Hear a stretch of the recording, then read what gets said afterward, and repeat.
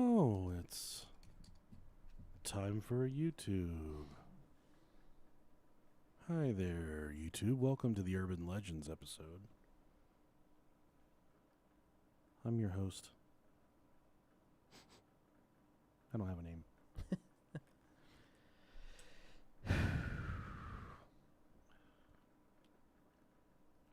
It's a hard shit right there. It's the hard stuff. Gotta hit the bottle. Show us your frog head. All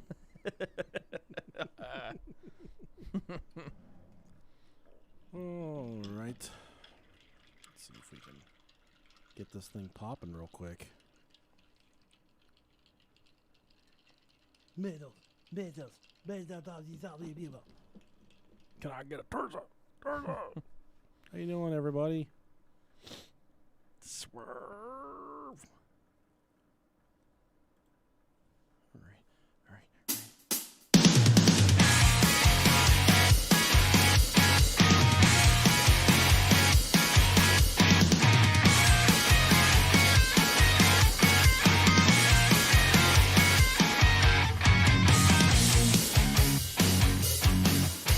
Welcome back to the Ivermectin podcast. If you're a horse with worms, you've come to the right podcast. I'm one half of the Broio podcast. I'm the delicious Nickolicious. And I'm the one that puts the meaty and mediocre. I'm Rob Dog. Hey, everybody. Riding around the block with the Glock. Your ass fixing to get shot. That's a grenade launcher. It's a grenade launcher. We got a really fun episode planned for you guys. It's called Urban Legends. So what this is... Exactly what it sounds like. Episode 7 of the Broio podcast. We did Urban Legends / Urban Legend games. So those are the games like you do the stand in the bathroom, say Bloody Mary, Bloody Mary, Bloody Mary, and the bitch shows up. All kinds of stuff like that. But I don't think... And the catalog is nearing 300 episodes now, I think. Yeah, probably pushing it, I would say. So going back, 1, 5, 2, yep, it's got to be around 300, 350, I don't know. I don't think we've ever done a strictly Urban Legends episode. So this is just a few Urban Legends from around the world.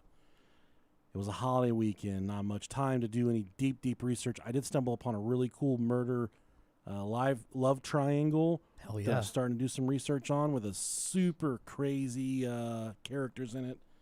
And I think that's going to be a really good episode. So cool. We are going to give you guys an Urban Legends episode in the meantime. I would like to say if you missed out on the Battlefield of Love episode that we released on Friday, go back and check that out. Some people are saying that it's the funniest episode ever. Yeah, it's I'll take it. I don't know if it was the funniest one ever. It felt funny recording it. There was definitely some funny parts. I would say. I dare say. Just to set the mood, we usually get naked for that episode. I mean, it was the first time. It was the first one, yeah. But traditionally, we get naked for it. Yeah. And by traditionally, I mean we've started a tradition. And if you go back and listen to it, we desperately need your Battlefield of Love stories.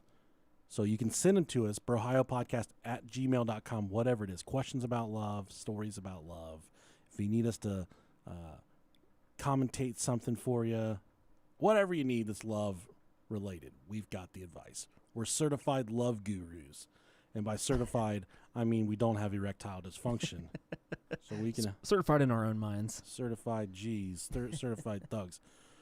First up, we have a new Patreon subscriber by the name of David Rumbles. David Rumbles, thank you for your Patreon pledge. And next we got Andrew Wolf. Thank you, Wolf. Not just a pog, or not just a fat-ass white girl. Thank you, not just a pog. Hey. That's a fun word. Look, go to Pornhub and type in pog and tell me what comes back. Good research there. Jordan Herrera. Thank you very much, Jordan. Josiah. What a peaceful name. Josiah sounds like the kind of person that would just bring peace. He to the builds universe. barns in his spare time. Yeah, he carves soap. He whittles stuff I out of made this sticks. Harley out of soap. Smash one. Next we got Ronald McDonald. All right. R. McDonald. Thank you, sir. Julian Or ma'am. Madeira. Julian, thank you for the Patreon pledge. I truly do respect you, and I would like to suck on your feet. Billy Boswell. Thank you very much, Billy. Selena Shamami. Selena Shamami. This is not the dead Selena from TV. This is a live one. So this is different. But yeah, thank you, Shamami. Mel P. Thank you very much. Don't pee, Mel. Just Daniel Van Sloan. Is that a Man. Sloan? Daniel Van Sloan? Sloan. That's what people ask me when I'm drunk. Like, what's your last name? Like, Sloan. Just make a sound. That's just a sound. That's not a name. It really isn't. Yeah, I've never heard that before. Dylan Emery. Thank you very much. Oh, Dylan Emery. Now we have Bella Ellis. Thank you, Bella Ellis. And last but not least, we got Eric Thompson. Thank you very much, Thompson. Oh, yeah. So if you would like to be featured on the Patreon readouts, go to patreon.com/Brohio Podcast. Now we have the Brohio Battlefield of Love. Let's see if we can get some sensual, sexual music going for you guys. Let's go sexy, copy. We got to do copyright. Definitely got to do that. Free. We still get flagged for it. It doesn't matter. No copyright, sensual seduction. Let's go with that one. Let's fast forward it. Okay, what do you think of that, Rob? Sure. That's heavy. Is that trap music? Close enough. I don't even know what trap music is. I know people get shot listening to trap music. Yeah, that's what I've heard. That's because the fucking trap. If you're listening to trap music, there's a good chance you're going to get caught in a trap. It's a booby trap. Sign me up. Sign me up for the booby trap. Okay, we have a couple Battlefield of Love submissions here. This first one is from Phil McCock. I have an issue with dating these days. It seems that most females watch the adult films that I performed in, then want to try it out for themselves. My thing is, yes, sex is fun, but what happened to good old relationships? Should I stick to the single sex adventures, or what should I do? Very interesting right there. So what this fellow's trying to tell us, Phil McCock, he is a pornography star. And I think the most something really common to do these days is to look up the person you're dating. I feel like that's a good practice to kind of do a little miniature background check on someone before you go on a date with them. Yeah. Make sure they're not going to fuck your skinless skull on the back of their couch or something like that. Oh, yeah, unless you're into it. Unless you're into that. There's people who will do that for you, too. Sure is. And Phil McCock, he's a big old pornography star. And what's he going to do? These women, they're trying to eat him up, want his yum-yum sauce, but he wants a relationship. He's not just a big dick. He's not just Wood. He's not just Mr. Wood. Yeah, Mr. Wood. Sitting at the end of his cot there with his big penis, Penisaurus Rex. That's my favorite. Penisaurus Rex. So what should he do? I mean, it's kind of a hard question because it depends on what you want in your life. If you're happy with just being a dick with a person attached to it, hey, live that life, my friend. What I would do is I would just propose within the first 20 minutes. It's not too clingy. Yeah. Clingy would be within the first 10 to 15 minutes. Yeah. Give it about 20 minutes. Let them know you're a Sagittarius or a Virgin, whatever. A Virgo. And then propose. And let them know that you mean well, that you mean right. And see if that works out for you. Yeah. If not, if you're tired of just being used for your wiener, just cut it off. Yeah, well, let them catch you peeing sitting down. That's another thing. Oh, yeah. It kind of doesn't... This plays into a different psychology. But it will work. I'm not going to explain it. Let it happen, and then you report back. Because it will work. Sure. This goes for all you guys out there. Let your woman catch you peeing sitting down one time. And let me know what happens. Okay? Please. Send us an email. We'll read it. Yeah. Oh, is it my turn? Yeah, it's this one right here. kind of a long one. Okay, cool. Well, you can use the person's full name. Thank you, Justin Casey Bloom. Bloomy. What's up, boys? I wanted to write in about a regretful wank experience I've been through, and I need your advice on it. We've all been there, scrolling through the porn. Hold on. Just in case he blew me. I don't think that's his real name at all. You got us. Okay, I got it. I didn't even get that. Look at you. Let's see here. We've all been there scrolling through Pornhub trying to find something new and exciting to get us through the day. Mid-boner, I stumbled across a video of an Addams Family orgy. I'm talking Uncle Fester going to Pound Town on Wednesday as Morticia is getting the double stuff from Gomez and Pugsley. Send us that link. Please, let's just say it got the job done, and at the time, I was only slightly ashamed. My real concern is that I couldn't get enough and continued to watch the video a few more times in ensuing days. I don't understand why even after going through post-stroke distress, how I continue to make the same mistake over and over and over again. Thanks, guys. I hope to get to the bottom of this. So, we traditionally refer to this as post-nut Clarity, but I do like your post-stroke distress. Yeah, I mean, it doesn't sound like there's much clarity for him. It sounds like it just stays foggy. Post-stroke distress sounds like you're really upset about what you jerked off to. Not a little bit. You are really upset about what you beat off to. And it doesn't, like we use post-nut clarity, it doesn't give you that sense of finality after you're done. Like clarity means you're done with it once you're done. Distress means you're struggling. You're warring over it for a few days. Yeah, you're struggling with it. Let me tell you something bust inside me, Justin. You got nothing to be ashamed of, buddy. There's guys out there beating their fucking meat, the cartoons, the Family Guy, fucking Sesame Street. That's true. You just get a little Addams Family cosplay. Some guys are really into that cosplay stuff. They like when the lady dresses up like Tomb Raider and comes in and obliterates their butthole like it's the fucking Kingdom Skull Hearts there or whatever. They like that stuff. I can dig that. Yeah. I just want somebody to treat my butt with a skull. Yeah. But nonetheless, you have nothing to be worried about, Justin Blue inside me. Nothing at all. Nothing. Just keep jerking off to Pugsley. Make it nastier next time. We want you to step your game up, actually. I want you to jerk off to something you're really ashamed to. Yeah, like Tiger King porn. Yeah, like a cereal commercial. Whatever. Hemorrhoid ointment. Yeah. Commercial. Dear Nicky Dicky and Throbby Robbie. Ooh, I like those names. I do too. I have a weird situation on hand. So I have a lover who loves the deep stroke and poke. And one drunken dark night. I'm sorry. My cousin just texted me and said he can't hear us over the music. Well, at least my family's listening, so we'll turn the music Is that down. loud? I can barely hear it. I got it turned way down on our end. Oh, there we go. Let's see if that's any better. Someone said, "Oh, there's music playing." Loud as fuck. Sorry, guys. We can barely hear it on our end. Sorry. Dear Nicky Dicky and Throbby Robbie, I have a weird situation on hand. So I have a lover who loves the deep stroke and poke, and one drunken dark night we are going at it like shitty kitties in the heat. And I feel like we're being watched, but like the selfish lover I am, I just kept going. As I walk her to her car afterwards, she confides in me that my uncle was watching us from the doorway. Hell yeah. I had an uncle like that. I think about it, and I laugh, and I think, oh, that sad, lonely perv. I tell her he'll fist his ass for her honor. She leaves. I stay out front smoking a good old after-sex cigar, and suddenly my uncle drives up.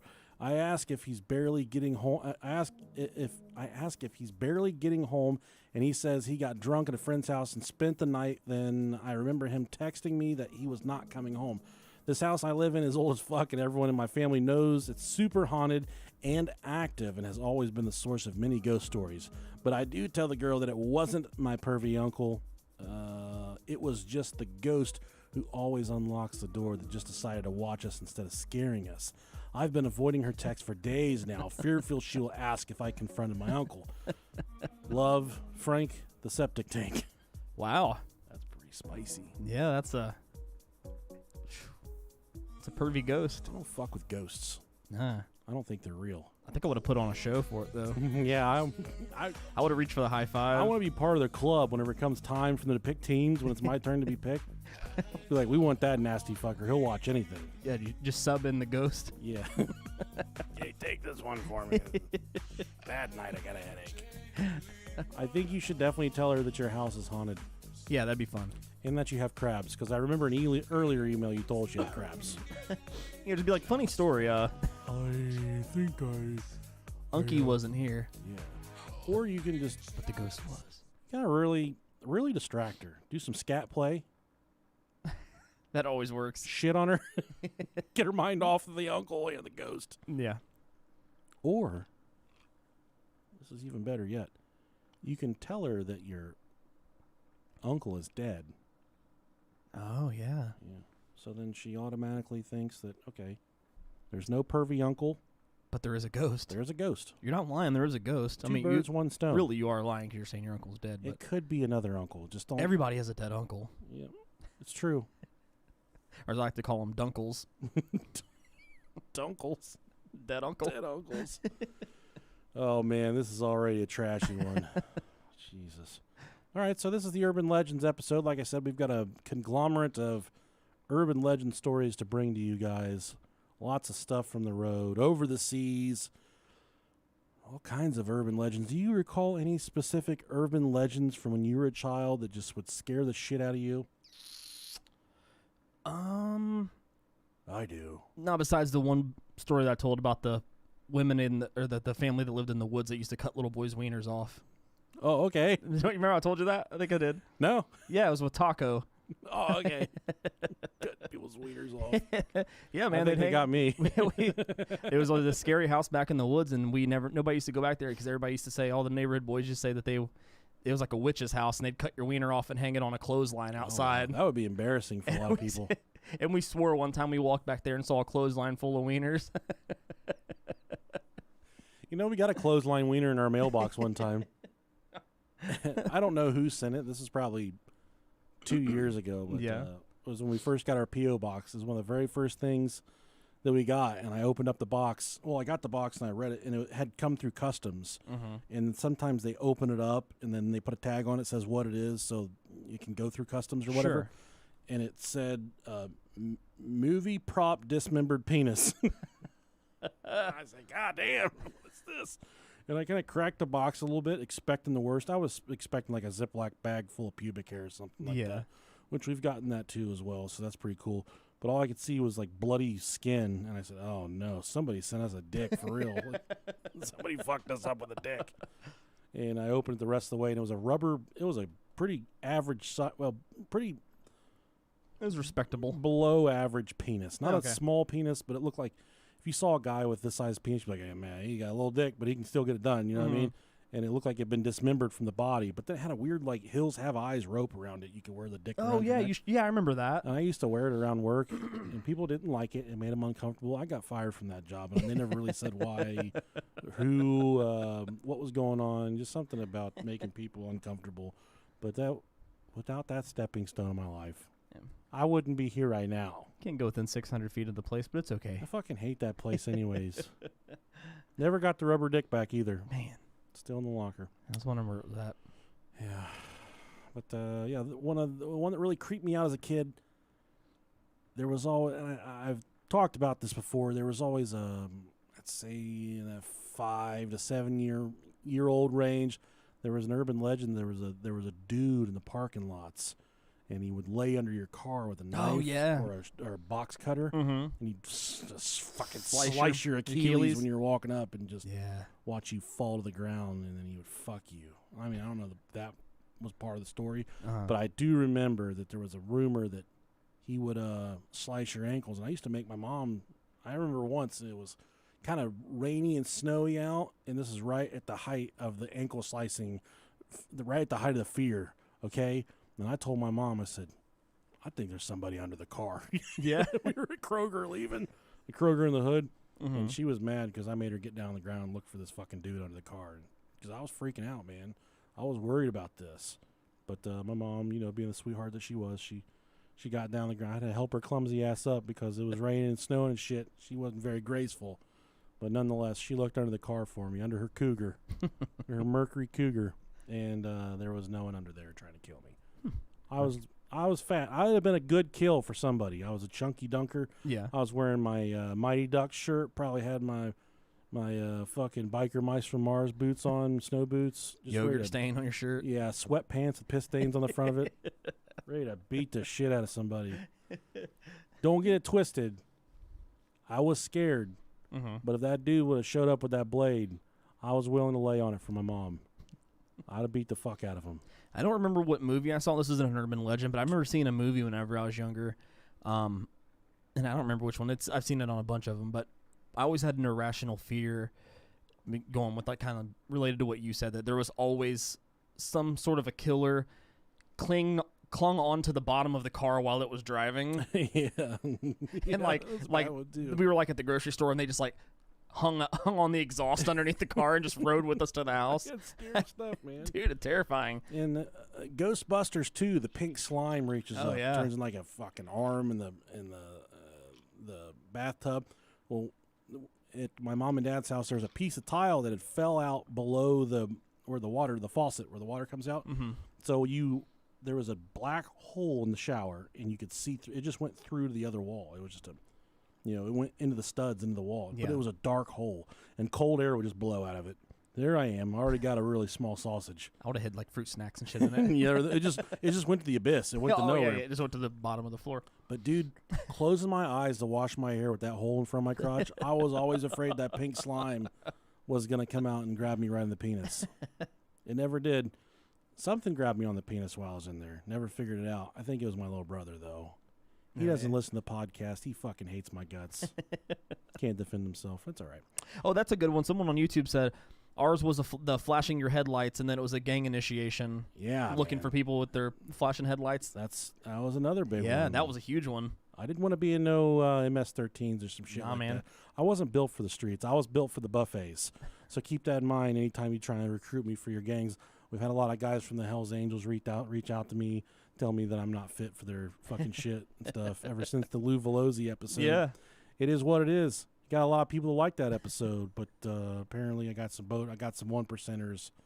They don't like my tone. Yeah, you ain't getting in, doggy. Not getting in. I'll buy him a beer though. I'd love to have a Hell's Angel on the show. Still working on that. Pretty close actually to getting somebody on with the conversation is open. Let's put it that way. That'd be cool though. That'd be cool. Doesn't want to use his name. Do you think, since there's a Hell's Angels, do you think there's like a Heaven's Demons? I'm sure there is some type of equivalent. Do you think they like feud? Yeah, definitely. I feel like they would have to. They would absolutely have to. But they're like the complete out. They look like just a bunch of like Jehovah's Witnesses. They're like all clean cut and no tattoos, no beards, nothing. I'm buying it. This first urban legend is something from recent years, and I've never heard about this. But the more I read the story, the more enamored I was. And the more I thought to myself, man, we can make a full episode out of this. There was a lot of people that had experiences with the bus to nowhere or the wandering bus. And this article is from Cindy Parmiter. She was a contributor to this website. This is Philadelphia Southeastern Pennsylvania Transit Authority, which in Dayton, where we live, it's called the RTA or the Regional Transit Authority. But wherever your local bus service is in the city you live in, but the PSPTA boasts over 1,000 buses that service the metropolitan area. The impressive fleet shuttles passengers to and from hundreds of destinations throughout the city on any given day. Only one, however, provides a chosen few a new lease on life. Oh. So this is a bit of a bus of reckoning, kind of trying to, I guess, right your wrongs that you've committed in your life.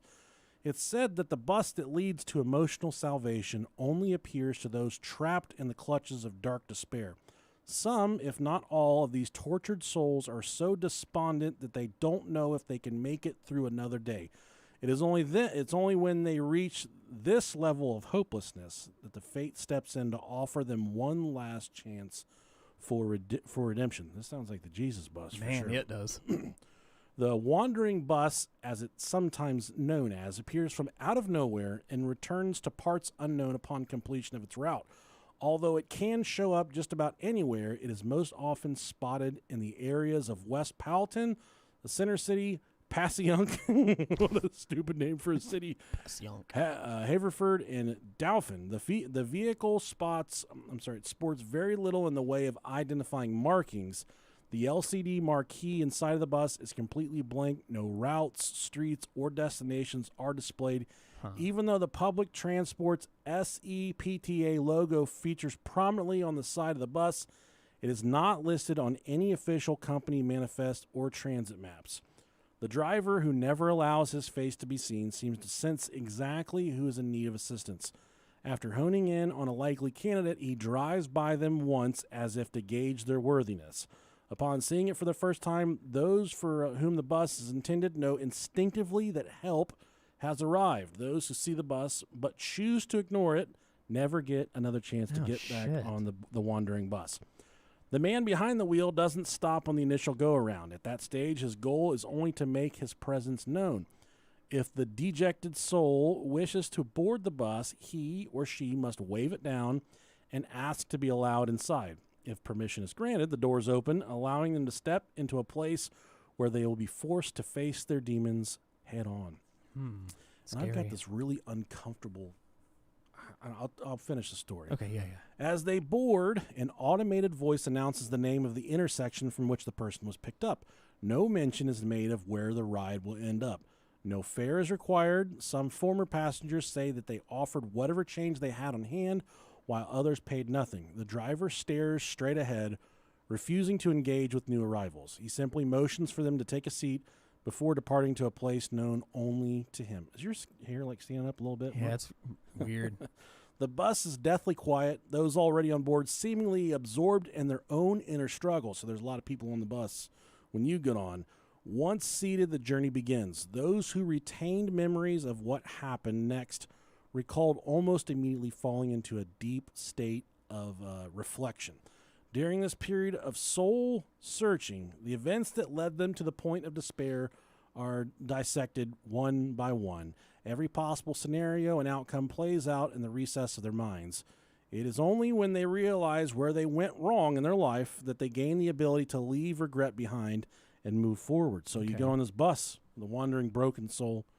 Maybe you've done a lot of wrongs. Maybe you've reached a point where you're at the rock bottom and you have nowhere else to go. You feel like you've reached your last day on earth.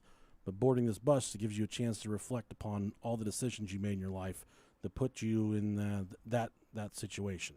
The ride lasts for hours with no one speaking. Sometimes the ride is described to have lasted for years. Oh, geez. Some of those that have been on this trip.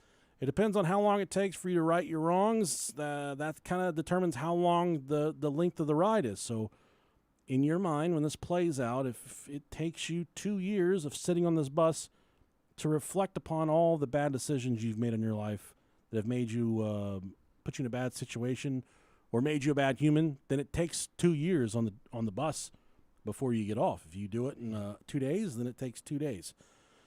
Riders say they know the bus is moving, so when they're on the bus, they can feel the bus rolling down the road, but they can see nothing on the outside world. It's almost like it's completely absorbed, like the skylights at fucking Marion's where we used to work at. It's always daylight in that bitch. It is, yeah. Yeah, but that's how it is on this bus as well. Fucks you up when you walk outside and it's pitch black. Yeah. You know you reach the end of the bus ride when you can see the outside city lights start to flicker in the distance. Some say that they are dropped off at the events that preceded their downward spiral. So that first time the needle went into your arm, or the first time you beat your spouse, or whatever you did that started the downward spiral of your life, you get dropped off right before that moment takes place. And it gives you the opportunity to redo everything, almost like a time travel type thing. It's really fucking trippy, man. Yeah, that's wild. Some recall nothing about the ride at all. Some are so broken during this ride that it's just a moment of realization. It's just a deep moment of reflection. I guess that's the intentions of the ride. And some people that get on the bus, when you're riding the bus, you can pull the cable or the string to let the bus driver know that you need to get off. In fact, some people will actually do this on the wandering bus, and it will end their ride soon. The bus driver will oblige and immediately let them off the bus, but leaving them, when he does drop them off, they're still completely physically and emotionally as they were found before they got on the bus. If you got on a broken soul, full of sadness and despair, when you pull the cord to get off, you're still going to be... Leave the same way? Yeah, you're going out the same way you got on. And some people refer to it as Bus Zero. This bus has actually been reported all over the northeastern states at this point. Lots of people have claims to have rode this bus in New York, Chicago. There's all different places, Philadelphia, Pittsburgh, lots of places where people have encountered this wandering bus, this bus to nowhere. And I have this, I don't know, this is more of like an uplifting type urban legend. Not necessarily kill 'em, stab 'em, chop 'em up urban legend. Mm-hmm. But this is certainly something that is pretty cool, man. I think it's a really cool story. And I have this, I don't know, for my entire life, just what happens in the middle of the night in these big cities, how you can be lost in the mix so easily. And I think Dayton is not a big city by any means. Yeah, And I wouldn't say it is. you don't really get, if you ride the bus at night, something fucking weird happens, Mm-hmm. Chances are somebody else is going to experience it with you, because there's just, I guess in the state of New York or there in Philadelphia, when you're on a public transit, like you can get on the subway or the bus system, and these things are so big Right, that yeah. you're just there. It's like you're a drop in the ocean. Whereas in You're probably going to see 15 weird fucking things each time you get on one of these. yeah, but then there you run the opportunity of I guess there's a chance of having a lot more people around, but then you also run the opportunity of kind of just being there alone in the moment with no, just being lost in this sea of people in such a big city like that. Because if 3:30 in the morning, how many people are riding public transit? I don't know. I've never been to New York City and rode the subways or the buses if they have buses. I assume they have buses in New York City.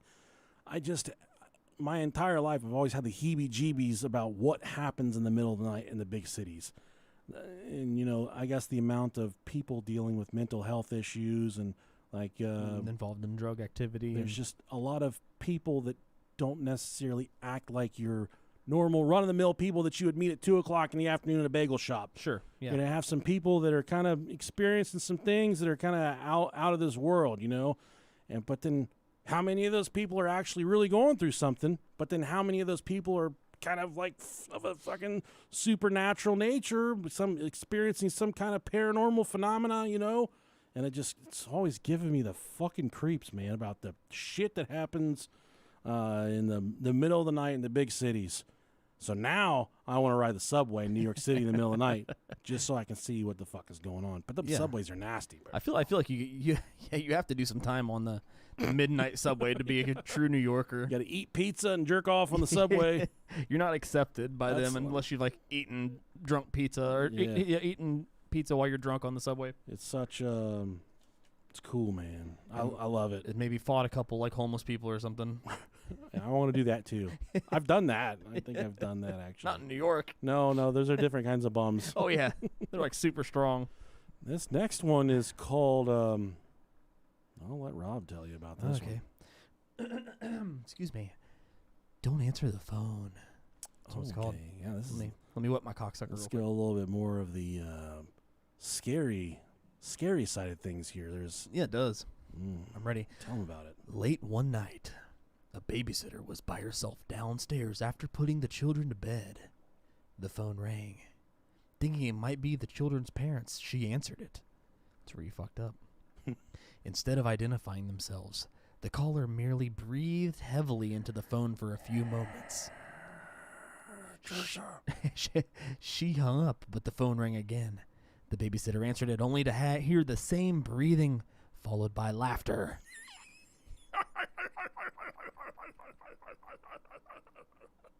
I like that. I think I would stick on the line for that. Yeah, laughs like Mr. Krabs. The babysitter was alone in the house with the children and frightened, so she called the operator. This is how long ago this was. Wow. So she calls the operator to ask where the call, or if that call could be traced. Now, when it rang a third time, she heard the same breathing and laughter as before. When the caller hung up.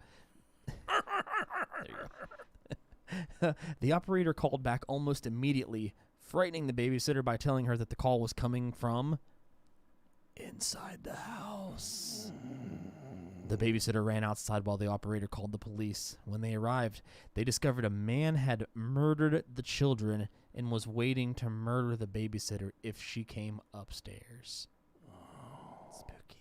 That's fucking. That's why I don't babysit kids. People call me all the time. They say, "Will you babysit my kids?" And I'll say, "Fuck your kids. I'm not falling for this shit."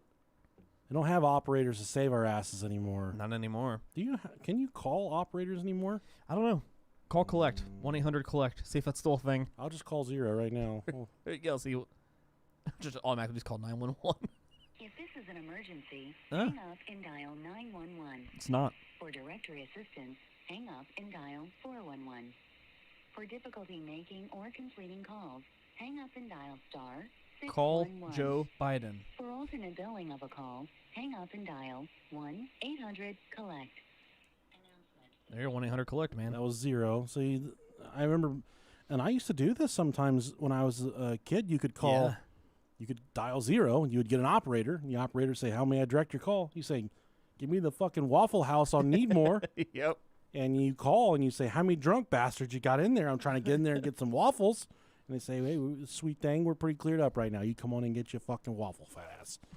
So I cruise on up there on my bike. My mongoose, my candy apple blue mongoose, got stolen out of the driveway by a crackhead in Northridge, Ohio.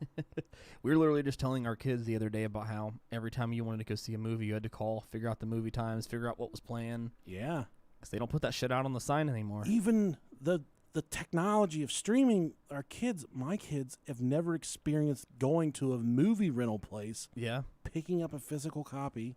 That was the best part, man. Friday nights were lit. You know how many movies I saw just from the box cover, like the box art? Yeah. It's like a lost science anymore. Like now, It very much so. And my dad was about that shit. He was, my dad never drank beer, smoked pot with me, which I really regret that. still time. Wish he would have done that stuff with me. But he would always take us Friday night. He would get us a video game or a movie. Mm-hmm. Sometimes, if I got an extra good report card, he'd get me a video game and a movie. So I could play some fucking Sega. And the only VCR in the house was in the living room, and his ass was watching Pulp Fiction or some shit like that. Such a good movie. So then I'd have to lay in their bed and watch their VCR. They always had a big old fat porno in the VCR I'd have to take out before I'd put Forrest Gump in. I'd have to take out fucking one of them homemade Linda ones. Lovelace. Yeah. Texas Titty Twister 5000, whatever. I'd take that big old bitch out of there. And it was like the Titanic. It was like the four he paid a lot of money for this pornography because it was one of them 4 version copies. It comes like in the like encyclopedia of porn. Yeah. Not to take that out of the VCR. He come in and be like, "What you watching? Forrest Gump? Did you watch that other movie?" "No." "I know you didn't." "Something wrong with you." You're watching Forrest Hump, don't lie. Forrest Hump. Just a crippled guy having sex. Oh, Jenny. Forrest Hump. Oh, your mama sure does care about your schooling, boy. Oh, next up we have the clown statue. Forrest Hump. I was humpy. Did you have an irrational fear of clowns growing up? No. They didn't bother me at all, man. I listened to ICP growing up, man. People were fucked up over clowns. I never got it, yeah. And even, about 10 years ago, the clown thing kind of resurfaced with it. It hit a crescendo. It did, man. Clown pranks. Everybody was terrified of killer clowns for a little bit. That one video that kind of went viral of the guy trying to cross the bridge and the clown was on the bridge. Oh, yeah. That felt kind of authentic. Like that dude was about to shit his pussy for real. That clown. They had all the ones where they would use like the big hammers and like smash the watermelon heads and people would freak out. Yeah. Yeah. Those guys do some pretty gnarly pranks. Yeah, they do. Yeah. Pretty sure they're dead now. They are. I hope they are because it's some really mean shit. Yeah, it was always in the hood, too. So. What about that guy on TikTok just like throws fucking sand up in the air and then it lands on people's heads? And he just like turns around and starts staring at them like they threw it. Have you seen that guy? No, I don't think I have. He'll go to Lowe's and he'll stand behind like a fucking dude looking to buy supplies to build the goddamn wall right now. And he'll take like a handful of kitty litter or a bucket full of kitty litter and throw it straight up in the air. And then it'll land on the dude behind him. And the dude behind him will spin around and look at him. And he's just like holding the doorknob reading it. And he's like, looks at him like he's the one that it's always really good. They're really good pranks. The clown statue. A babysitter. Ooh, another babysitter Hell story. yeah. Got me all fucking worked up now. A babysitter was working one night at a house filled with clown memorabilia. No thanks. Yeah, I'm going to need more than $20 for a night. Including multiple statues kept in one room. While the children were playing in this room, the babysitter became aware of a life-sized clown statue sitting in a rocking chair. It was extremely lifelike and appeared to be following them with its eyes as they moved around the room. Finally, the babysitter became concerned by its presence enough to call the parents and request it be removed from the room. Upon hearing its description, the mother ordered the babysitter and children to leave the house immediately and head for the neighbor's home. When they arrived, they spoke again to the mother, who assured them the police were on the way. Apparently, a mentally ill neighbor had been threatening to murder the family. Ooh. He dressed as a clown and was laying in wait for them in that room for no. hours. Oh, no. Didn't get him, though. Oh, good. Fucking dumbass. Good. What do they say? Apparently, mentally ill neighbor. Yeah, should have shot that motherfucker. I need a timeout. All right. I'll be back, guys. Hang on. I don't. I'll tell you that right now. I gotta. Apparently, mentally. Yeah, should have shot that motherfucker. But hello, YouTubers. Thanks for coming to the YouTube live stream tonight. How's everybody doing? The Devil game. Look it up. Yeah, there's lots of. I really like the spiritual demonic games. Those are fun to read about. The Bloody Mary stuff, shit going on like that. It's like being in Ohio. Yeah, it's pretty fucking cool here, dude. You got all kinds of awesome stuff. But thank you guys so much for joining us on the YouTube stream tonight. What am I drinking? I am drinking Weller Antique 107. That's what's in my bourbon glass this evening. I encourage all of you to dabble your toes in bourbon. What's the story on the shirts? All of the shirts have left or have been shipped. So that was within the past couple days, holiday weekend. We had an awful time getting the shirts because of the soccer shop that we hired to do it. They physically couldn't get shirts. They could print them. They physically couldn't get shirts to print the design on. So those should be in a mailbox, I would say, in the next couple days. Next couple days. So keep your eyes peeled for those. Got a 101 turkey. We got a wild turkey rare breed back there. Last time I drank the rare breed, I took my belt off and I put it in the toilet. The next morning, my wife threatened me because she thought there was a snake in the toilet, but it was just my belt, and I don't remember putting my belt in the toilet. So the rare breed I try and do in moderation. What about the trophies? Yeah, man, tear it up. Yeah, it's Tuesday night here at the Ohio Studios. We had a very wonderful holiday weekend. I have an extremely infected leg from a burn mark that I received on my motorcycle. I was wearing shorts, but if you guys go to the closed group, Ohio Podcast Butt Chuggers Anonymous, I've posted pictures of my leg wound so you can see how nasty it is. It looks like it's getting a little gangreenish. Probably have to have it amputated. It's been a good leg. A lot of memories. I did break the ankle on this leg, so it's not completely healthy. My friend is back. Everything okay, fella? Yep. Kids are being shitheads. Oh, all of them or just one? Two. The two younger ones. I had to bust some virtual ass. I had to lay down the wall. Yeah, you had to beat their asses via Zoom. Yep. Hell yeah. Did you smell sausage when you burnt your leg? I told I burnt my leg on my motorcycle. Yeah, man, that thing was gnarly. How fucking gross was that? It was pretty bad. Yeah. I think I can probably show it to you guys right now on the YouTube stream. Beans, what the fuck? Oh, go here. Stay with us for a moment. This is going to have a bit of a gore warning, so we're going to, just bear with me for a second. This could get a little nasty. I got to go to blow it up. Blow. That's so gross. You go to the scene 2. Oh, yeah. There you go, YouTube. How cool is that? They're asking about it. So this was after I burned it, and I had to put on some fucking stuff, and it bubbled up. That's all pus. And you can kind of see it leaking right there a little bit. And then there's another action shot right before we laid it open. That's definitely not infected. That red ring around it, that's not an infection. That actually feels great. Whatever you think it is, it's not. And there's the money shot right there. Oof. Look at that. Is that not fucking awful or what, dude? Yeah, it's not fun, man. And that thing hurts so bad right now. I rode to the barber shop in my shorts. And this is what I deserve. I deserve this. Oftentimes I don't take credit for when I get injured, and I needed it. But I needed that. I needed that to teach me a lesson. So there it is for all the YouTubers in YouTube land. You learned a lesson real quick that day. Pat Kellerman said, you got to wear the pants. I'm aware. I must wear the pantalones.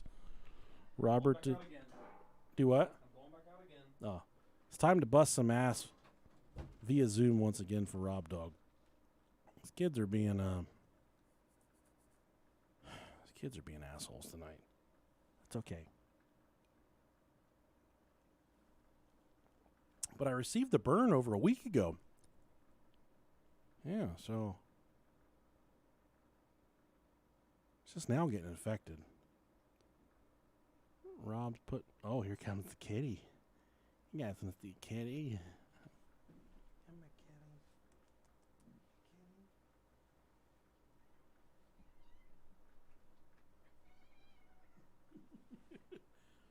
Oh, there's Pumpkin. Say hello to everybody, Pumpkin. Oh no, I dropped my bottles over. There's Pumpkin. She's a 7-year-old, short-haired domestic cat. She's very sweet. She's very camera shy. See if we can get her up here. She's got a nice butthole on her. She's very polite, very dainty.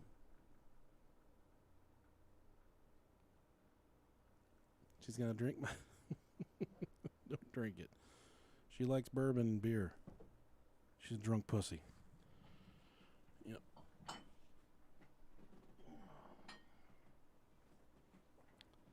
Unfortunately, I don't think there's a way for me to pause the YouTube stream. I don't know what Rob Dog has going on in his life right now. Yeah, so I'm just stuck hanging out to dry here all by myself. So if you guys have any questions, just fire away. Fire away.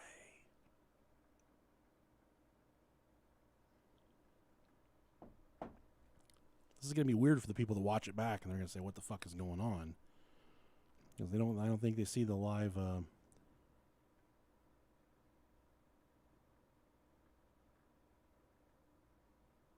reread that whole bus story again. No, I thought the bus story was actually pretty cool.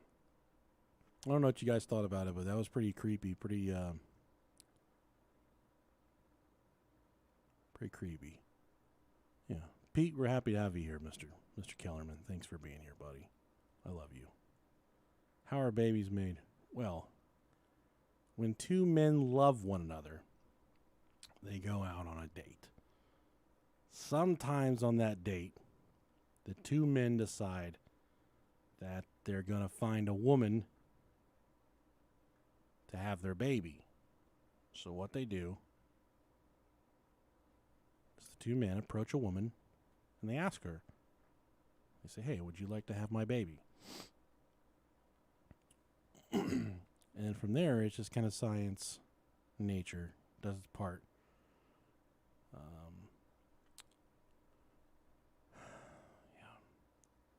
I think Kayla was the one. Kayla, if I'm not mistaken, after Ace passed away, she offered me a free Doberman puppy.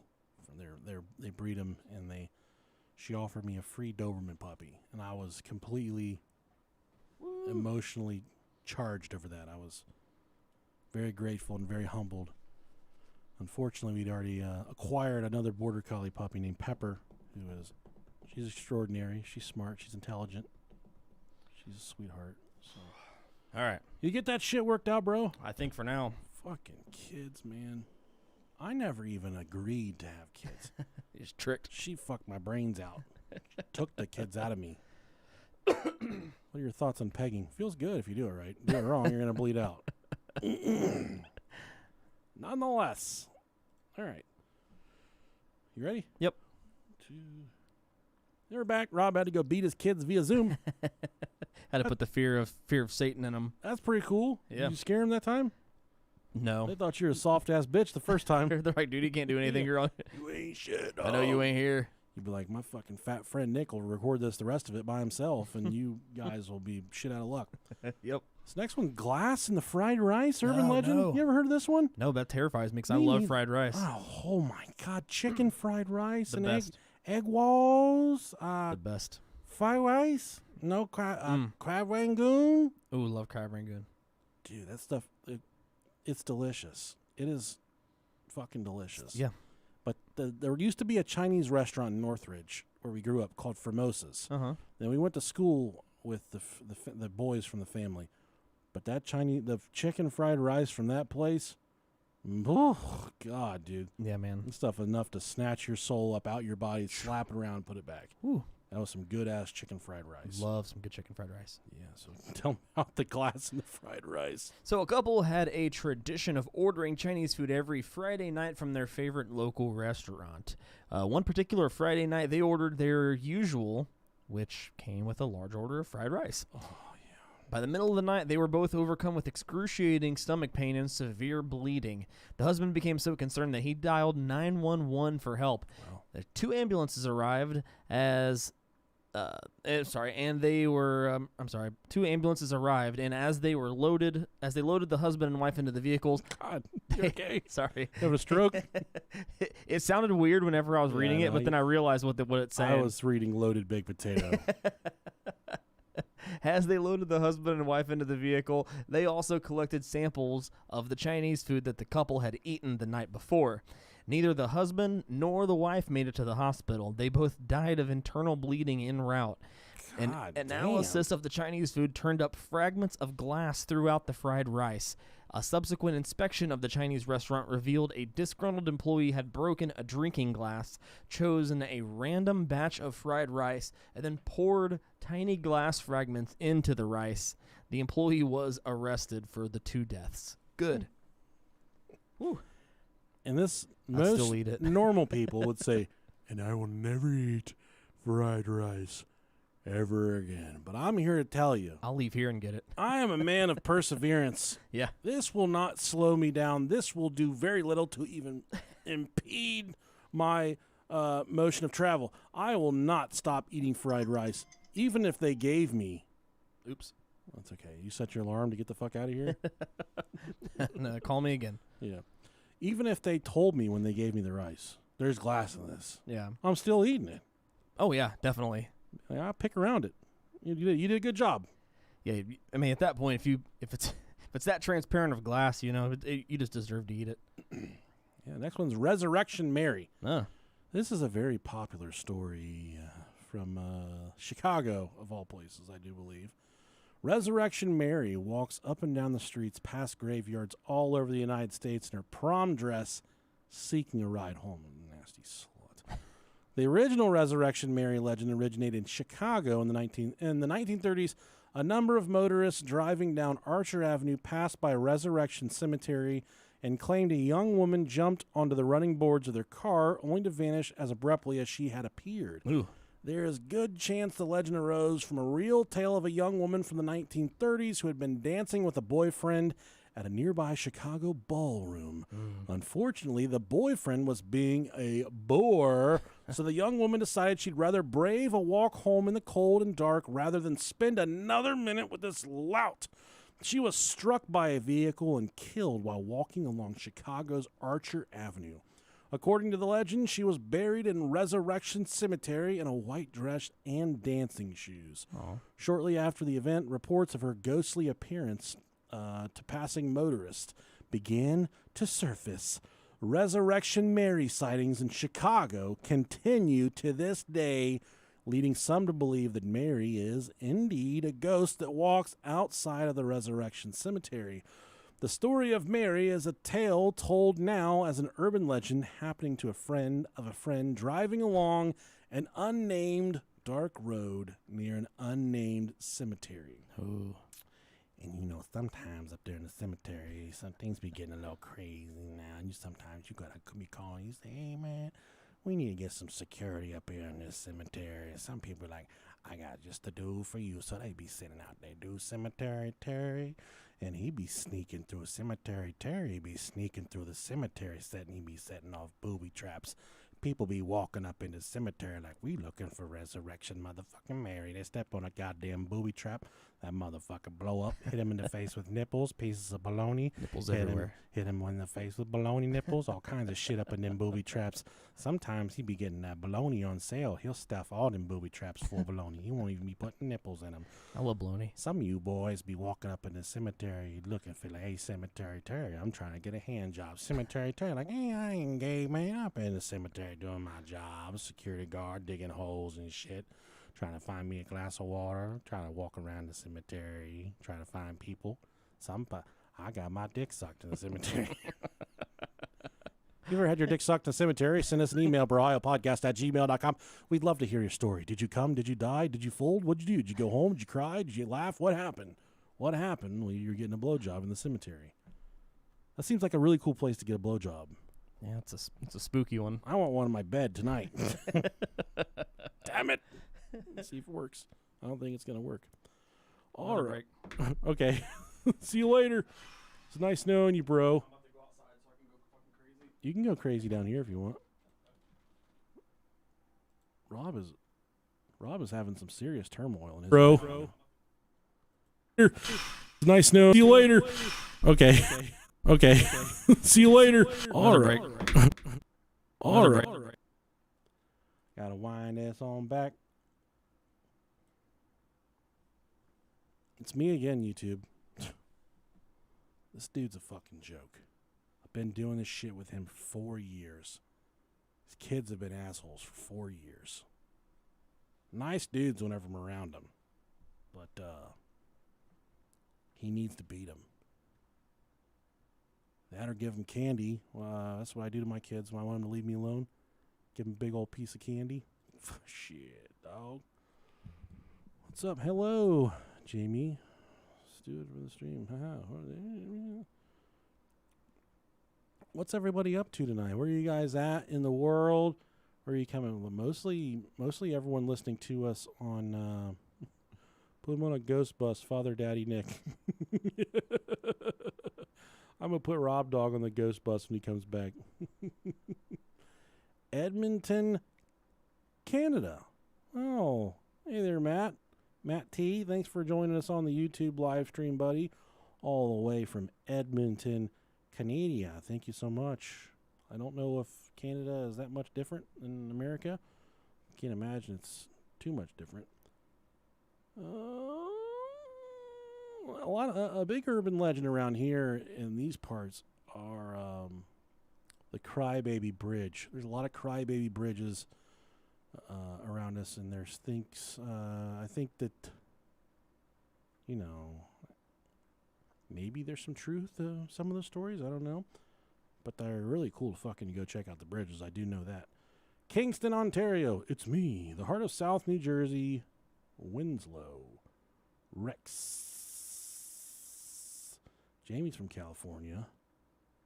Oh, Carrie, she's from Delphos, Ohio. Husband's picking his fantasy football team thumbs down. Well, tell him to stay away from the Bengals. I am a huge Bengals fan. But tell him to stay away from the Bengals. Don't think they're going to be very good this year.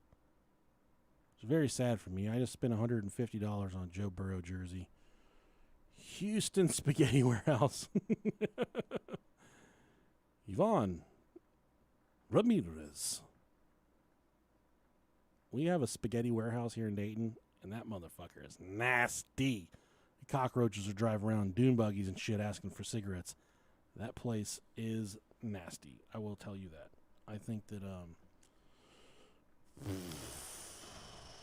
spaghetti warehouse is that shit, though. We had Olive Garden takeout last night. Oh, my God. It was so good. So delicious. That Olive Garden, I tell you. Also, Houston Spaghetti Warehouse. Okay. We got 2 people coming from us, Houston Spaghetti Warehouse. I hope that's true. There's a Brohio meetup at the Spaghetti Warehouse in Houston. Rob will be down for that. Smoking weed at the Capitol here in Denver. Tell a dad joke. Horse newts. Okay. I think I told Rob this joke last week. He likes it. What? Did you guys hear about the Mexican train robber?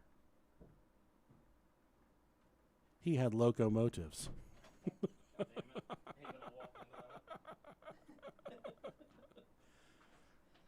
Turn this into the Nick show. Every time we used to drive by a cemetery when I was a kid, my dad would say, "I bet the guys are dying to get in there." I used to think that was shit. Let's go. You get them dudes straightened out? I think so. I don't fucking know, dude. I don't even act like I know. Can you put them down? I'm going to. I'm going to hold yell their asses when I get Are home. they not going to bed or are they not doing their homework? Both. Carter's done with his. He should have been in bed before, but he should have been in bed 30 minutes ago. But Do you say why he doesn't want to go to bed? He's done. He was just kept fucking with Colton. Kept farting. Kept farting with Colton. That's what I was gonna say. But yeah. So I don't know how true it is, but I asked where everybody was at, and 2 of these guys said they were at Spaghetti Warehouse in Houston. So apparently there's a spaghetti warehouse in Houston. Yeah. Apparently Damn. we've got a big following at the Spaghetti Warehouse in Houston, and I want to do a live show there now. Are we trending there? Trending at spaghetti warehouse. I told him the Spaghetti Warehouse here in Dayton is fucking gross. There's like cockroaches on dune buggies and shit. Yeah, it's trash. It's a nasty, nasty place. Okay. Oh, this dude said the Zoom meetings are not effective. No, they're not. Not at all. They know I can't do shit. Okay, 3, 2, 1. We're back again. Rob had to do another virtual Zoom meeting. Yep. It's all right. But this next one, I was reading about this the other day about I started to do the research on it. Maybe it's something we'll get into, but the Catholic Church abducting children. This isn't necessarily the Catholic Church, but this is a story of like phantom social workers abducting children. Okay. And I think that you want to read in this one, or you want me to do it? No, go. I can do it. All right. I was just making sure my phone volume was turned off so it didn't ring again. All right, so the most upsetting urban myths typically involve children, and England's phantom social worker phenomenon is a prime example. The legend began in the 1990s when the British newspaper started reporting on unidentified men posing as social workers and taking children from their homes for an evaluation, in quotes. I went on one of those evaluations once. According to legend, one man who would be accompanied by several women would masquerade as...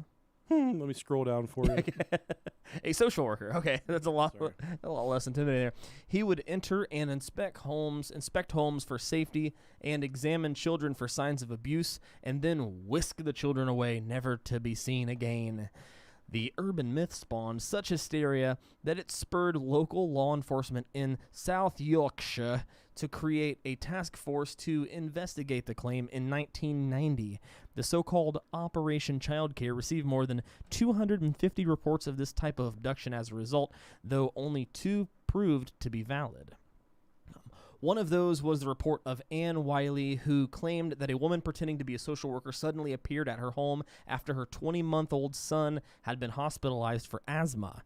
The woman had no identification and was accompanied by a man waiting outside. Suspicious. Wiley demanded more information. The strange woman placed her son's medical records on the table, but after the couple left, Wiley was able to confirm that they weren't social workers after all. Despite this chilling account, in its 4 years as an active task force, Operation Childcare didn't make a single arrest. Good job, guys. Keep up the good fucking work. It's a good fucking rating. Right Bums. there. Instead, authorities blamed the press for hyping a small, legitimate problem into a large-scale paranoia that then spawned an urban legend. Oh, wow. That happens? No, never. Yeah. Nonetheless, there were at least 2 groups of individuals who abducted children by posing as social workers. Authorities believed that these were vigilantes who also, wait, yeah. Vigilantes who believed that it was their duty to protect children from abuse in the wake of a major child abuse scandal in the 1980s. I don't know why whenever it's this far away, I always fuck up which line I'm going to next. Yeah, it's hard. I got to fix our computers here. It's cool. The scandal involved pediatricians Marietta Higgs and Geoffrey Watt. I always hate if your parents spelled your name, if your name's Jeffrey and your parents spelled your name Geoffrey, slap them, please. And if you were the giraffe from the Toys R Us store and you're down, I know you're hard up, dude. Hey, I know you're going through some shit. They are. Did you see they're bringing them back? No, for what? You were so pissed. They're bringing back Toys R Us and they're putting them in Kohl's or something. It's fucking stupid. Yeah, they merged with another fucking department store. That's sad, man. We lost Toys R Us. Yeah, still hurts. That meme that I saw still fucking hurts my heart. Where it's I guess all the Toys R Us kids are too big now, or whatever the fuck it said. Yeah. Or have all grown up, and I'm like, oh god, that's so sad. Yeah, man. That's what you get for charging $43 for a fucking Power Ranger. Right. You can go to Walmart and buy one for 3 shekels. You think Jeffrey goes by Jeff now and he works in a call center somewhere? He just fucking hates his life. He's giraffe. He's a methed out giraffe. I was wondering if you could move me. I can't see the LED board out there. The giraffe's head is in the way. The new guy, Jeff. So the scandal involved pediatricians Marietta Higgs and Geoffrey Watt. That's Watt, but I'm saying Watt. The 2 doctors had developed a diagnostic test to detect sexual abuse in children, which involved probing the area around the child's anus. I don't like that. They obviously had some shit wrong with them. Yeah. Naturally, this traumatized more subjects than it saved. Naturally so. My doctor got one of those apparatuses stuck inside of me when I was a young boy. I told you about that big old meaty piss flap I have in the last episode, too. Yeah, you did. So dozens of children were referred to as Middlesbrough Hospital as a result, with a record 24 children being admitted in one day. God damn. In total, they had removed 121 children from their homes and incorrectly identified 94 of them as abuse victims. It's no wonder that in 1991, a year after the Phantom social worker scare, that legislators implemented the Children Act, which enforced strict regulations for social workers. At least this urban myth spawned positive real-life action. 94 out of 121. Had Ouch. a fucking butt swab thing shoved up inside of him. Jesus, man. I don't want none of that, dude. No. Man. And I was reading about that I guess it's a conspiracy theory about the Catholic Church. They used to abduct kids, man. Oh, yeah, They used to just fucking take kids. And there's a lot more to that story. I guess it's not directly linked to this, but kind of along the same lines. Just some really weird shit going on there in the fucking, was that the westerns? No, the eastern side of the world. Yeah, eastern. Wild, man. This next one, this is an urban legend. Yes, yeah. I never heard about this one before. I know all about this one, yeah. It's fucking weird. Squidward suicide. Yeah. And I didn't really become a SpongeBob came along probably right as we started to get hair on our peaches. Oh, yeah.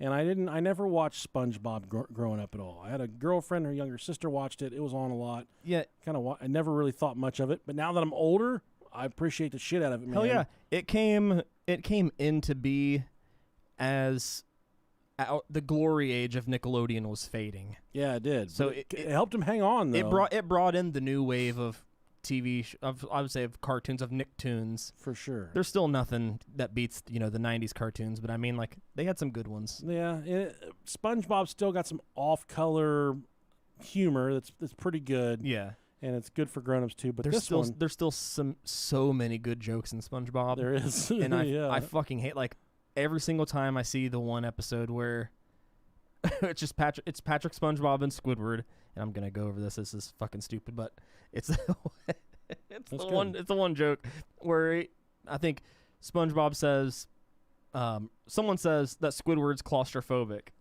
and he says, "What's claustrophobic?" And he says, "It's when you're afraid of Santa Claus." And then Patrick goes, "Ho, ho, ho." And then SpongeBob says, Stop, Patrick, you're scaring him." It's so stupid. It's fucking hilarious. That's perfect. He says, "Ho, ho, ho," trying to scare him. Oh. Man, it's so stupid. Gotta watch that one high, man. That seems like the key to that. Yeah, and the famous chocolate woman. I don't know if you saw that one where they're selling chocolate bars. Oh, yeah, it's just a woman on just a fucking brainstem. Chocolate. He's selling chocolate. I feel like you've seen all of them. I've seen a lot of them. Yeah. My wife was like low key obsessed whenever we were first started dating. So it was like I ran the middle of those shows. That's good. Yeah, it was good. I didn't know about this one. It says no urban legend will ruin your childhood memories quite like Squidward's suicide. This story, spoken from the perspective of a former Nickelodeon intern, tells of a lost, unaired episode of the children's show SpongeBob SquarePants, in which main character Squidward gets depressed and kills himself with a shotgun. Fuck, man. Though Squidward's suicide was first posted on 7chan in 2010, the story didn't start picking up serious internet traction until the summer of 2011. It was then that a YouTuber by the name of Mr. Creepypasta decided to upload a reading of the urban legend, a reading which currently has more than 1.3 million views on YouTube. That's really not shit. A few months afterward, YouTuber Bolero uploaded a similar narration, and to date, his has more than 1.1 million views. Yeah, it's the art style that they even used. I remember from the mock drawings of what it's really fucking weird. It's like it's real dark, and I mean, obviously it's bullshit, but I mean, still, it's. I wonder why they did that. For maybe just a laugh or whatever it was they're trying to accomplish. I don't know why they would have done that. They obviously wouldn't have been able to air it. I mean, SpongeBob, you kind of got that big bargaining chip when you're SpongeBob. Nickelodeon. Yeah, I mean, like South Park and The Simpsons have killed off characters, but not a shotgun blast to the face on Nickelodeon. I will. Now that I'm thinking of this, Universal Studios. I'm thinking of this right now. Mm-hmm. So, round trip tickets from here to Orlando are $60 from Cincinnati right now. What? Yep. And right around the time of your birthday, that weekend, we're talking about just taking the weekend and going to Orlando, Universal Studios, the Harry Potter, Potter World, and all that. Yes, please. Just Friday, Saturday, Sunday, Monday. Get down there Friday morning. $60 round trip. That's nothing. And then tickets are like be $400 for 2 days or something like that. Cool. So if you guys are fucking interested, I'm sure we will be. I would love to take you to Potter World for your birthday. That'd be great. I'll definitely take you up on that. We could get a fucking magic wand. I've been trying to go for the past 3 times we've been, but I always get outvoted. We could get our wives so drunk they pass out and they wouldn't know what we were doing in the hotel room, like if we were playing with each other. If we were playing video games or just like ordering room service without their permission. Yeah, it'd be sweet. Fuck them. And then fighting them on it after the fact. Yeah. No, we did not order that. Physically get on top of them and fight them after. Like, you ordered this fucking room service? Beat the shit out of Mickey Start Mouse. Slapping them with my titties. Put on rompers and just beat them with our titties. Oh, man, I got to get a romper. Hugging Molly. I never heard her. Tell me about Hugging Molly. Molly Holly. You might think her name sounds nice. Everyone needs a hug from time to time. Not from this Molly. Generations of people from Alabama, that's all you got to say, man, have grown up with this creepy legend. You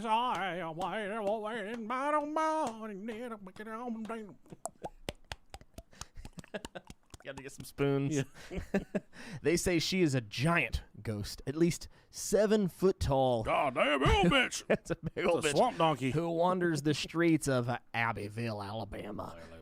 Late at night, she can be seen dragging her long black skirt as she goes. If you see her, run, because if she sees you, she will chase you and she will get you. She's 7 foot tall, dude. She's catching my frumpy ass. This bitch is like, her strides are like, yeah, you don't want to mess with that. Yeah. Once she does, she picks you up with her huge arms, gives you the tightest hug of your life while screaming in your ear. That would just piss me off, man. It's like, ow.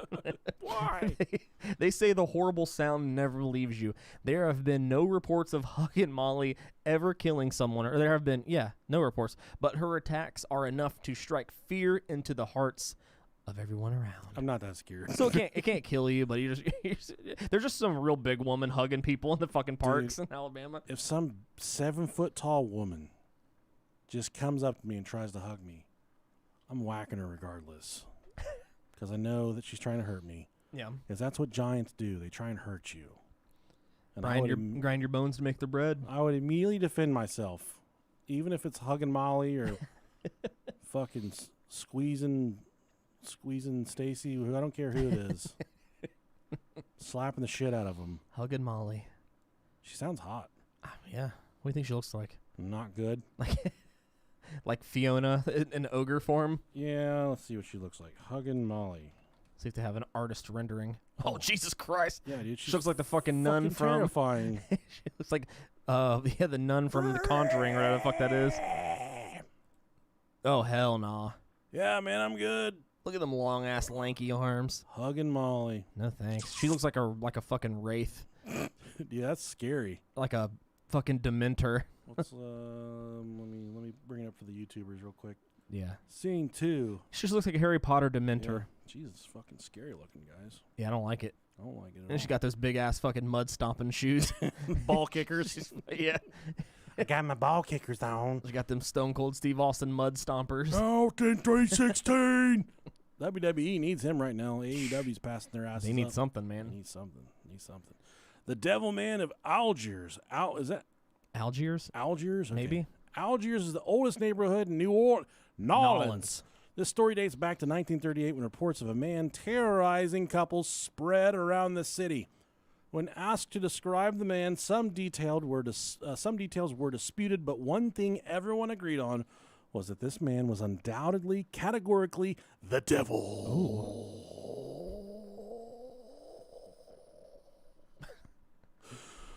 He was described as having eyes like a chicken. It's fucking blank eyes. He was described as having the eyes like a chicken with bright pink star-shaped ears and long black horns. Weird. He also rode on thin air and shape-shifted while announcing himself as the devil. He's just like fucking changing forms every 2 seconds. I'm like, the devil! I am the devil. The most common reports involved him terrorizing bars, attacking women, and appearing before local couples. People who saw the devil man say they always felt a sense of oncoming death or dread, and that they even saw their lives flash in front of their eyes. Perhaps the scariest story came from a young couple.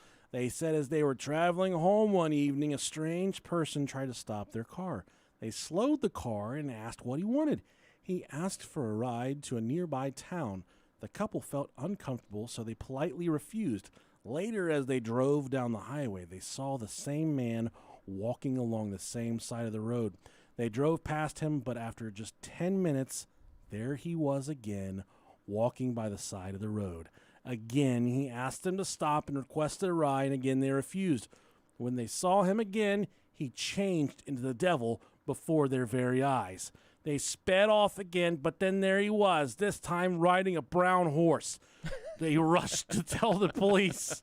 This is scary, man. This is fucking crazy. This is really scary. It's like it's something different every sentence. They rushed to tell the police, who went to investigate. When he didn't, they fired shots into him. Ooh. He jumped off the horse and sprayed the bullets back at them, laughing and rubbing his hairy hands together. He was brought to jail, where he quickly slipped out of his cell and into New Orleans legend. Why's he gotta have hairy hands? He's been beating it too much. Y'all wonder why I'm so mad out here. It's 'cause I got these big old hairy dick beaters. You ever try to beat off with hairy hands? Oh my god, dude, that would be fucking rough. I used Literally. to have these bear paw gloves, and I would beat off with those. That felt really nice. Because we were polar bears in high school. Yeah, we were. Feel really nice to beat off with those polar bear mittens. Which is that's a good mascot. I still appreciate that. I just think it's funny they still wear those gloves. Yeah. They still use them. I did beat off with those once in the library. Yeah. Yeah.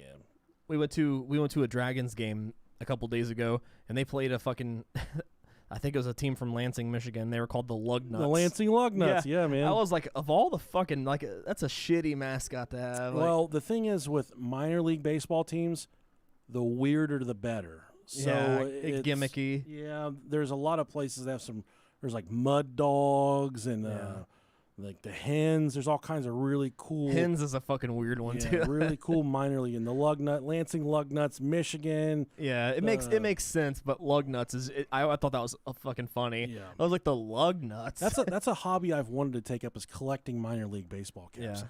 And I've never done it because it's a fucking expensive hobby. Oh yeah. But there's lots of cool mascots out there. Yeah, it's just so strange because it's always like supposed to be something like fierce and like. It's just an inanimate object, the fucking Lugnut. Lugnut. It's so random. Yeah. I think this is the last one. This is the story of the Baby Blue. The Baby Blue. This is all you, Rob Dog. Okay. A group of young girls found out about the Baby Blue story and decided to try it out. When the girls were alone at night, they pushed one of her friends into the bathroom. She did not believe it would work, so she turned out the lights and locked the door behind her. She put out her arms and started chanting the phrase, "Baby Blue." Blue baby, I'm sorry. Wait, what? Blue baby, baby blue. As longer she was singing, her arms felt heavier and heavier. That doesn't sound like it was sentenced right. Sentence right? Yeah. No, that wasn't either. She really started to have the feeling a baby was in her arms and felt some light scratching on her arms. Yeah, no fucking thanks.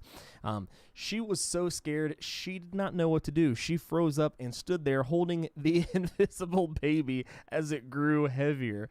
Suddenly she saw something horrible in the mirror and she screamed. Her friends did hear the scream, thus they tried to open the bathroom door, however it was locked.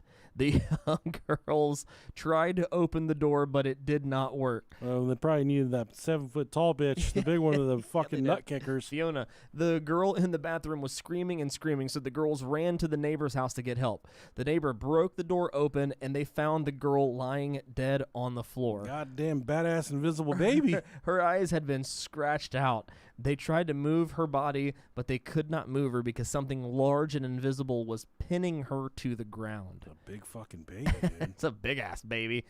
So, you want me to do this? Yeah, if you want to play the Baby Blue game at home, we have just the right thing for you. This is how you do it. So, the legend of the Baby Blue baby is about a strange game. That's so stupid. Baby Blue baby is about a strange game. The strange game these kids play. It's caused a ghostly infant to appear in your arms and then scratches you.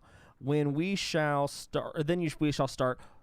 Who does not love a cute baby with beautiful blue eyes?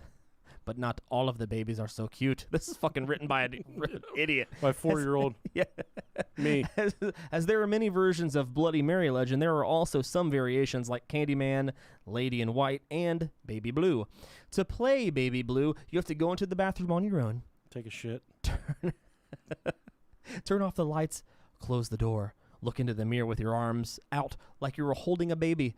Repeat the words, Baby Blue, Blue Baby, 13 times. Can someone please, from the closed 13. group, do this in the bathroom for us and record it, or anyone that wants to record themselves doing this and send it to us? I would love to see what happens. Baby Blue, Blue Baby, 13 times. That's a lot of Baby Blues. That's a lot of Baby Blue, Blue Baby.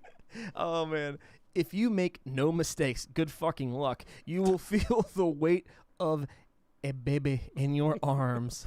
Oh, it's a baby. I'm gonna eat ya. You will also have the feeling that you are really holding a baby. The baby will get heavier as it grows larger and larger. You will suddenly feel scratching on your arms. Newborn babies have sharp nails, and you will feel them scratching your arms. A big old bastard tomcat baby with a big fucking fat head. Before the baby is getting too heavy, you must drop the invisible baby into the toilet and flush it 2 times. That's a courtesy flush for you uncultured fucks. Then you have to, big goddamn baby. then you have to run out of the bathroom as soon as possible. That's what I do when I shit. If you don't do it fast enough, a hideous woman will appear in the mirror. She will yell, Give me back my baby. I want my baby back, baby back, baby back, baby back. I want my baby back, baby back. Chili's. That was a good one. And scream so loud that the mirror will break. If you are still holding the baby will scratch you until it hits an artery so you bleed to death. Goddamn. Or the woman kills you when you're still in the bathroom. You fucked up. You should have already done flush the fucking baby. Right. Double flush. Blue baby, baby, blue baby, baby. I can't do it. No. I could not do it. I would fuck that up so many times. 13 times. That's a lot. That's a lot of blue baby, baby blue. Let's see if I can do it. I want my baby blue, blue baby, baby blue, blue baby. Baby blue, blue baby. Baby blue, blue baby. Baby blue, blue baby. Baby blue, blue baby. Baby blue, blue baby. Baby blue, blue baby. Baby blue, blue baby. Baby blue, blue baby. You're doing baby good. Blue, blue baby. Baby blue, blue baby. Baby blue, blue baby. I fucked it up. Baby you? blue, blue baby. That was 13, right? That was 12. Baby blue, blue baby. Okay. I may have miscounted, so you may have done 14, but I'm waiting. I feel nothing. If I do feel something, I'm flushing that fucker 2 times. there isn't a mirror here, but technically there is a camera, so I mean, if you were looking into the camera. What if we that's go? mirrored. What if we roll back that beautiful bean footage and there's a big fucking retarded baby behind us That would with shit. a big head and claws? Dude, I'd shit. Yeah, I'd leave it down here. I'd flush it twice. I'd feed it and shit. I'd feed it fucking Pringles. Like, after you eat all these chips, just poop in the can. That's what it's for. If you've ever shit in a Pringles can, send us an email, brohiapodcast@gmail.com. Hopefully you filled the fucker up, too, if you did. Do you think you could fill a Pringles can full of poop? Oh, no doubt. No doubt, especially if I've had a couple, like, cups of coffee and, like, a hefty meal. Some dude at work the other day was like, I got 2 funny stories. Oh, yeah. He said, how long do you think it would take you to fill up a gallon milk jug full of poop? Just out of nothing. They were talking about something, but they looked over and they asked me, he said, how long would it take you to fill up a gallon milk jug full of poop? And I said, I could probably, I'd say over a week. It'd take me about a week to fill that up. An afternoon. Yeah. 2 days. A bed and breakfast. Oh, but this morning, so I just started installing the invisible fence for the new dog. Yeah, I saw the flags out there. And she's smart, but I haven't quite got her trained for that yet. So Yeah. every time she has to go outside, we take her out on a leash. Like good owners, you just don't take her out and let her fucking run around. Mm-hmm. Doing the godly thing, taking her Sure. out there, walking her around. Yeah. But the problem is, the leash is like 6 feet long. And every time I get to my deck stairs, which are super steep, the Bruce, the guy who licked his penis and come to my face, Mm-hmm. I've told that story before. Yep. This dog looked me right in the eye, and he cummed in the middle of the night, staring right at me. Long story. But he always jumps right in front of me, so then Pepper starts to go down the steps, and then Bruce gets between me and Pepper. So all I have is this, I'm holding the leash, and Bruce is between me and the dog. So I get up, I almost tripped up and nearly fall down the goddamn steps. This morning, right before I was about to leave for work, I got all dressed up. I'm wearing my work clothes right now. Looking fancy now. And she went out, she pooped, she peed, good dog, gave her a treat. We started to come right back in, and she pooped right before we came up the steps. So we get to the steps, and she starts to go up the steps, and I'm kind of running a little bit behind for work, so I kind of shoot up the steps after her. And she stops on the steps and starts smelling stuff because she's a puppy. She stops to smell everything. Mm-hmm. But when I stopped, I kneed her in the butt, just kind of like hit her in the butt, and she kind of made her jump, and she shot up the steps, and nothing more of it. She went inside. She did a good job. Took the leash off of her. I'm like, come on, sweetie, we got to take my oldest daughter to school. We start to roll out. We sit down in the car, and I'm like, you stepped in fucking dog shit. She said, I haven't been outside. I said, show me your shoes, because I immediately think it's not my problem. Sure. Yeah. She shows me her shoes, no dog shit. I said, you've sat in dog shit. So Did you shit? I immediately started going through the scenario of how did my child somehow attach poop to her body? Are you hoarding dog shit? There's dog shit in your backpack. Then I started like, you know, she's like, I didn't step in dog poop. I'm like, you set your backpack in dog shit. I'm trying to, do this equation in my head. Yeah. And she's like, did you step in dog poop? And I said, no, I did not step in dog poop. Hold on a second. I lift my shoes up. I'm like, no. But, like, as I'm lifting my shoes up, I can smell the intense smell of dog shit. And I'm nearly to the point of fucking gagging and just calling in sick because I cannot kick the smell of dog shit. And then finally, I'm wearing, I was wearing, like, khakis or whatever. I look down, and from where I need her in the butt You're going up the fucking steps. real Jake from State Farm over here. When I'm going, khakis. Khakis. When I look down at my pants, from where I need her in the butt when I was going up the steps, Big fucking She's mud dumpling on your fucking. had a big old fucking fruit stripe on my knee. Big fucking racing stripe on my kneecap. And it had some substance to it, buddy. It was not a little stain or smear. I fucking rear-ended a dingleberry for sure. So she definitely did not have all the poop out when I need her in the butt. And as soon as I saw that, I was like, and then my knee looked like the top of a fucking cupcake. my daughter said, "You're gonna have to change your pants," because Not the first time you ever heard I that. am a completely irresponsible 33-year-old. I'm barely holding on here. My 12-year-old has got her shit together, and she's pretty smart. And she's getting to the point where she's kind of like momming me like my wife does. Sure. Yeah. So she'll tell me to she'll remind me to do stuff. And I tell her, shut the fuck She up. probably already thinks you're senile. It's like a fucking Alzheimer's or some shit. Like, Mom, we're going to put him in a home in a couple of years. Like sometimes if she leaves me home with the kids, my wife, not a big deal. I can do it. Yeah. My oldest daughter will look at me. She'll say, "You know you have to feed us, right?" I'm like, I fucking know I have to feed you guys. There's Captain Crunch in there. There's oatmeal cream pies. Oh, dude. Oh, another good one. I'm so glad I remember this. This has happened 3 times over the past week. I've gone somewhere with my wife, and my most favorite snack treat, oatmeal, Little Debbie oatmeal cream pies. Yes. Yeah. And The best. I love them. Love 'em. I dip them in milk, which a lot of people don't know about that life hack. Never done it before, but Very good life hack. But when we go to gas stations, this is 2 gas stations, 1 grocery store. Each time I get this blank dumb stare on my face, and I go find somebody that's working, and I say, "Where do you guys keep your little Deborahs?" little Deborah. You fucking wouldn't believe. I think the guy at the Shell station almost called the cops, dude. I think he thought I was like part of the fucking like some good Epstein Island or some shit like that. You're like a fucking alien. Yeah, I kind of like make a lazy eye and cross him a little bit, and I say, Put me to your closest little Deborahs. "Where do you guys keep your little Deborahs?" But there was this old woman at the Speedway. She said, "They what?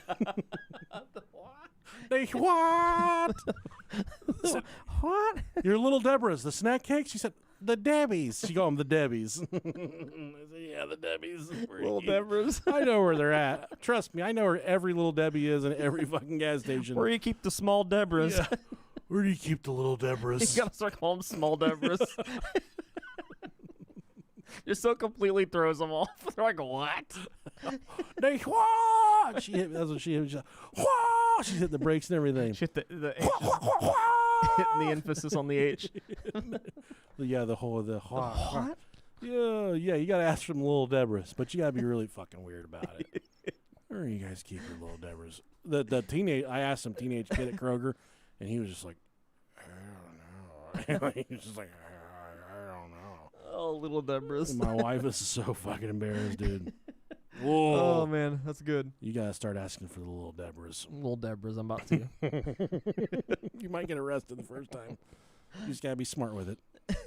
Oh, you know, the zebra cakes, the caramel cookie bars, the Star Crunches. Ooh, about them Star Crunches. Is that little Deborah? I don't know. I don't know. Who makes Star Crunches?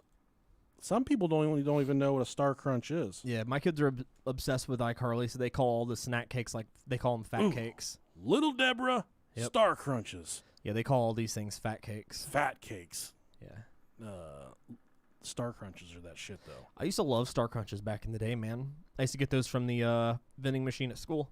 Yeah, dude. You could And the little chocolate donuts. 2 Little Deborahs and a soft drink. You're Yeah. good for an entire day. You got your sugar. You're fucking wired. You don't need anything else after that. So You need to fucking drink Monster, and you got 2 Little Deborahs and a fucking soda. you're gonna Sody start pop. calling them Little Deborahs now, aren't you? Little Deborahs. Yeah. That's good. Oh, good times. All right, guys. Well, thanks so much for joining us on this episode of the Bro IO podcast. You take your ass to the grocery store, ask you for a solid pack of Little Deborahs. Let us report back. Let us know how it is. But we really need your questions Please. for the Brohio Battlefield of Love. Yes. Send them in, brohiopodcast@gmail.com. You're almost guaranteed to make the show at this point. And tell you what, if nothing crazy is going on in your life, I know you have some fucked up friends that have some crazy shit going on in their life. Let us be the mediators between your guys' relationship bickering. If you're trying to always give your friends relationship advice and they're not listening to you, give us their story. We'll tell them how they should handle their lives. Doesn't matter. We'll help you either way. Yeah. So, all right, guys. Well, thanks for joining us. Love ya. Oh, you too. Hey, Booby Tooby. We'll see you guys later. Bye. Hold on. I'll call in. Ask me anything. Those Little Debbie brownies, yeah, those are good too. Little Deborah's. Star Crunch is tasty. It is tasty. I like the Did you get my Pringles can I sent? Thanks, Father Daddies. I like the one of those the strawberry Shortcakes? shortcake roll things. Ooh, yeah. Those are the shit. Oh, the caramel cookie bars. I don't think I've had those. Come on, dude. Let me see what they look like. Caramel cookie bar. Little Deborah's. No, I haven't had those. Oh, shit, son. No, are they good? Oh, God, they're so good. They look like little Twix. Yeah, But that's fat. Yeah, they are. Kind of that's what they are, but they're so good. Yeah, those man. look really good. This is crunchy, but this is so chewy right here. Yeah, nice. Not soft, it's chewy. Then you got it covered in milk chocolate. There's little Deborah right there. Bean. What the fuck? Little Deborah. Let's show it to YouTube. Let's spin it Yeah. around. Let's spin it around right there. The Beans. What the fuck? caramel cookie bars. Yeah, right man, those there it is. look good. I'd appreciate that. That's not very good. The oatmeal cream pie cereal. I didn't know it was a fucking It thing. just came out. It's not What? very good. Yeah. They used to have like the every now and then you used to be able to find the double stuffed or oatmeal cream pies. Oh, that's what we got upstairs Holy, right now. no fucking way you Yeah, do not. I do. Where did you find I don't them? know where she got them. Holy shit. Cosmic brownies. The Cosmic shit. brownies are good, yeah. Chocolate cupcakes. Very good. Those are like ho-hos, aren't they? Fudge rounds. Oh, fudge rounds are good. Chocolate chip cookie sandwiches. Have you had the jelly cream pies? I have. Those are really good too. These Yeah. marshmallow Supremes, you can keep those in the fucking cupboard. I Yeah, don't I'll say want not a those. fan of those. The raisin cream pies. Dude, yeah. I love raisin anything. Yes. I always have. Like, it's so fucking Me weird. too, man. Oatmeal, like oatmeal raisin. Oatmeal cookies. raisins are my favorite cookies. Mine too. Besides, like, white macadamia's up there, too. But so yummy. Yeah, oatmeal raisin is it's shitted on. People shitted on Look them. at the Debbie, the little Zebra cakes, dude. Fuck yeah. And the little fucking. The devil creams. Yeah, those are good, too. There's your strawberry. There's my roll. strawberry shortcake ones. Banana twins. Okay. Yep. The chocolate chip ones. Any ones that are like the zebra cakes and the chocolate chip cakes, I love those ones. Those zebra cakes. The banana pudding ones. Oh, God. The banana pudding rolls. Fuck me, those are good. We gotta go to the store. Let's go to the grocery store right now. Oh. We're making everybody hungry. Yeah. All right. Bugles. There's your bonus content. All right. Bye, guys. Love you. Fuck you. See you. Peanut butter cream pie. Oh, have you had, those are good. No. Peanut butter cream. It's an oatmeal cream pie, but it's peanut butter. Ooh, and I didn't know that was a thing either. yeah. Damn. Oh, All God. right. See you guys. If I was an 86-year-old white woman. Raisin.